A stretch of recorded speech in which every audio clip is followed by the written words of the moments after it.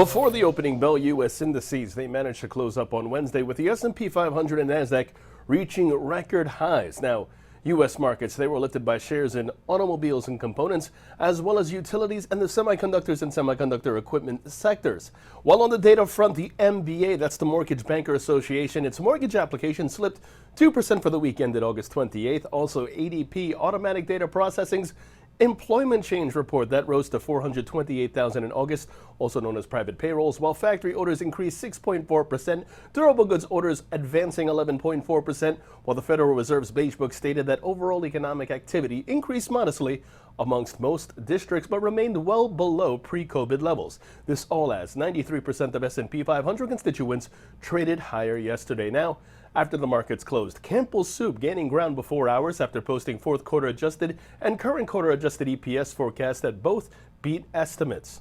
And Amazon.com plans to create roughly 10,000 jobs in the United Kingdom this year. Now, in terms of expectations today, again, there's no major earnings due out, but we do have a busy day on the economic docket. Before the opening bell, 8:30 in the morning, we have the combination of export data, import data, as well as balance of trade. Also at 8:30 in the morning, we have initial and continuing jobless claims figure and second quarter non-farm productivity. 9:45 in the morning, we have the release of market services PMI and composite PMI, the final reads. And at 10 o'clock in the morning, the ISM non-manufacturing PMI read, that's due out.